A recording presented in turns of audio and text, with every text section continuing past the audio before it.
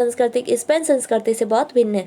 यानी कि उनका मानना था कि जो बास्क की संस्कृति है वो स्पेन की संस्कृति से, यानी कि स्पेन की जो भाषा स्पेनिश होगी, जो भी होगी वो अलग है, और इनका रहन सहन अलग है, इनका खान पान अलग है, सब तरीके से हम अलग है। उनकी अपनी भाषा है, स्पेनी भाषा का बिल्कुल नहीं मिलती। हालांकि आज बास्क में एकमात्र तिहाई लोग उस भाषा को समझ पाते हैं।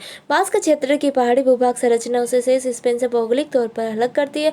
रोमन काल से अब तक बास्क क्षेत्र में स्पेनी शासकों के समक्ष अपनी स्वायत्तता का कभी समर्पण नहीं किया।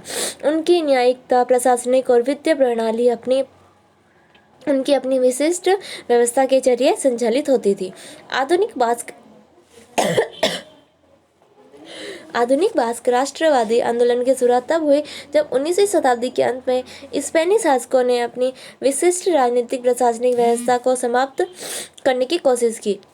20वीं सदी में स्पेनी तानाशाही फैक्रो ने इस सहायता में और कटौती कर दी।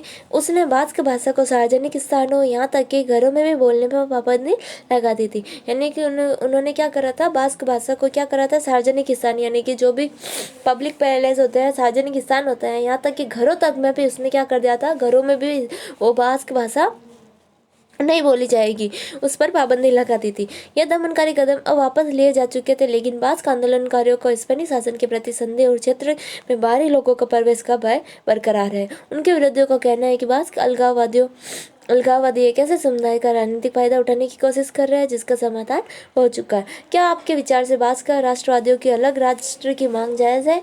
क्या बास्क एक राष्ट्र है? इस सवाल का उत्तर देने के लिए पहले आप और किन बातों की जानकारी चाहेंगे? क्या आप दुनिया के दूसरे भागों में ऐसे उदाहरण के बारे में विचार कर सकते हैं? क्या आप अपने देश के ऐसे क्षेत्रों और समुदाय के बारे में विचार कर सकते हैं जहाँ तक कि इनकी मांग हुई है? जैसे कई ऐसे बहुत से क्षेत्र हैं जहाँ पर भाषा के आधार पर अलग होना चाहते थे राष्ट्र या देश है या राज्य है, कोई भी। जैसे अपने इंडिया में भी ले लो, जब भारत आज़ाद हुआ था उसके बाद से ऐसे कई आंदोलन हुए थे। हर राज्य, कोई तमिलनाडु है या आंध्र प्रदेश है या मुंबई है या बम्बई है, जो भी है, सब अलग भाषा के आधार पर अलग होना जो चाहते थे, उन्हें जहाँ तक सहमत है उन्हें अलग कर दिया गया था। लेकिन ऐसा ही राष्ट्रवाद, ऐसे ही बड़े लेवल पर भी ऐसा ही हुआ था।